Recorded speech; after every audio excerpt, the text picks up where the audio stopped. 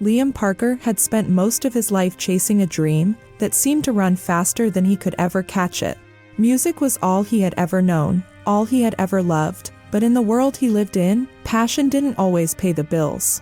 At 25 years old, Liam had already seen more failures than most people could stomach.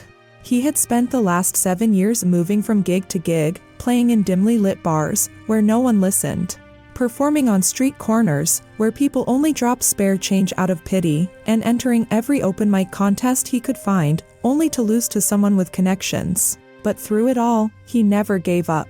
Liam's days were spent working odd jobs, waiting tables, cleaning up after drunk customers at a local diner, and sometimes playing at weddings, for a fraction of what big-name performers made.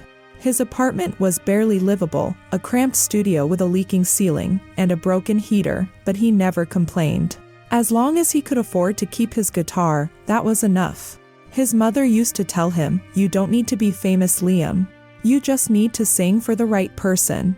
But over the years, he had started to wonder if the right person even existed. Still, he played. Because what else was there?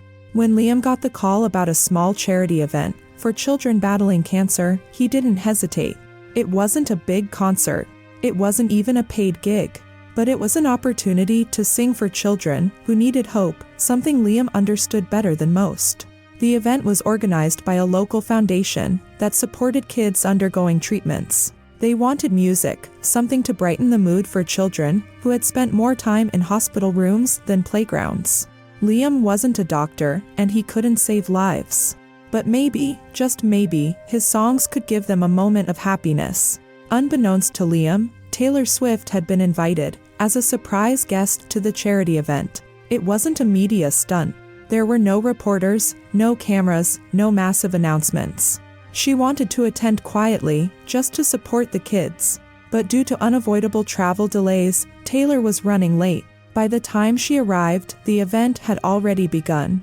Instead of making a grand entrance, she chose to slip in quietly, not wanting to take the attention away from the performances. That was when she heard Liam singing. On a small stage, surrounded by a group of children, sitting cross-legged on the floor, Liam strummed his guitar and started singing. But it wasn't just any song. It was one of Taylor Swift's songs, a soft, emotional ballad that she had written years ago, when she too was just a dreamer with a guitar. Liam had no idea that the woman who wrote the song was now watching him from the back of the room. He wasn't performing for fame. He wasn't expecting anything in return. He was singing for the kids, for the little girl in the front row, who had lost all her hair, but still smiled through it. For the boy who tapped his hands against his wheelchair in rhythm. For the children who had already fought battles bigger than any song could capture. Taylor stood at the back of the room, her heart sinking into her chest. Something about Liam's voice felt different. Maybe it was the way he sang, without expectation, not trying to impress, not trying to prove anything, just feeling every note. Maybe it was because she could see herself in him.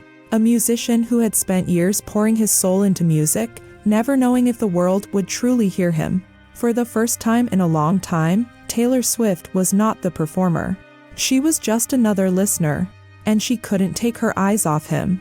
As Liam finished the song, the children clapped and cheered. A few parents and staff members gave small smiles, but to Liam, it felt like just another performance. And just as he was about to pack up his guitar, Taylor took a step forward. He still didn't see her, but he was about to. For a second, Taylor hesitated. What was she supposed to do? Walk up and introduce herself? Say something life-changing? She had never been in this position before, but deep down, she knew she couldn't leave without doing something.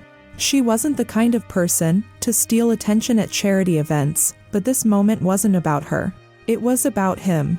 So she took another step, then another. And then, finally Liam noticed her. He glanced up casually, his mind still in a daze from the performance. But when he saw her, his hands froze on his guitar case. His breathing stopped. For a moment, his brain refused to register what was happening. Because standing just a few feet away from him, looking straight into his eyes, was Taylor Swift. This couldn't be real. This had to be some kind of mistake. Taylor Swift wasn't supposed to be here. And even if she wasn't supposed to be watching him. His heart started pounding in his chest, so loud he was sure she could hear it. Was she going to say something? Was this a dream? He wanted to look around, to see if anyone else was reacting, but he couldn't move. His feet were glued to the ground. His mind blank. And then, in the silence, Taylor finally spoke. Taylor's voice was soft, but it hit like a wrecking ball. That was beautiful. Just 3 words. But they shattered Liam's entire world. Because it wasn't just a compliment. It wasn't just a polite remark. It was Taylor Swift, the biggest artist in the world, standing in front of him, telling him that his music meant something. Liam stared at her, his fingers tightening around the strap of his guitar case, his brain scrambling for logic. He wanted to say something. But what do you say when Taylor Swift just walked up to you and complimented your music? Nothing made sense. Liam's first instinct wasn't excitement. It was denial. There was no way she meant it. Maybe she was just being nice. Maybe this was one of those celebrity moments where they say something polite and move on. He wanted to believe her. But after years of being told he wasn't good enough, after watching people ignore him, overlook him, talk over his music, like he wasn't even there, it was hard to believe that someone like Taylor Swift could actually mean it. So he did what he always did. He downplayed it. "Oh, yeah, thank you," he muttered, barely able to get the words out. He gave an awkward laugh, looking down at his guitar. "It's nothing special." Taylor's brow furrowed. She had seen this exact reaction before. Years ago, when she was still unknown. When people doubted her, dismissed her, told her she wasn't ready. She knew exactly what Liam was feeling. And she wasn't going to let him brush this off. She took another step closer, her voice stronger this time. "No, I mean it." That was incredible. Liam finally looked up, and what he saw in her expression made his heart slam into his ribs. Because she wasn't just saying it, she meant it. Taylor could see the hesitation in his eyes, the disbelief, the quiet battle between wanting to believe and being too scared to. "I know what it feels like," she said softly. Liam blinked. "What?"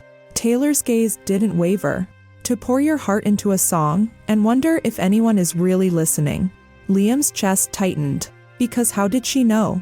"I started out just like you," Taylor continued. "I played in places where no one cared. I sang for people who barely noticed. And every time someone said I was good, I wondered if they were just being polite." She tilted her head, studying him. "You feel that too, don't you?" Liam felt his throat close. He nodded, but barely. Because no one, not one single person, had ever said something that hit so close to home. And the fact that it was Taylor Swift saying it, it shattered him. By now, people in the room had started whispering. Parents glanced at each other. A few staff members exchanged stunned looks. Why was Taylor Swift talking to the guitarist? One of the older kids tugged on Liam's sleeve. "Hey, do you know her?" Liam let out a breathless laugh. "No, not at all." Taylor gave him a small smile. And then, in the quiet, Taylor took a small step back, her presence still electric, still impossible. Liam sat on the edge of the small stage, his guitar still resting across his lap. A few minutes ago, no one had been paying attention to Liam. Now, the entire room was staring at him. Parents were whispering, staff members were exchanging glances. Even the kids, who had been focused on their games and conversations, were now watching him like he was someone important. And that's when Liam realized this wasn't just a personal moment anymore. People had seen, people had heard. This moment was bigger than him now. Liam sat in the empty event hall, long after everyone had left. The chairs were stacked, the lights dimmed, and the once buzzing energy had faded into a quiet stillness. Yet, inside him, something still echoed. Something he couldn't quite put into words. He ran his fingers over the strings of his guitar, the same way he had 1,000 times before. But tonight, something felt different. Taylor Swift's words still lingered in his mind, looping over and over like a melody he wasn't ready to stop hearing. "You remind me of myself." For the first time in his life, Liam felt seen.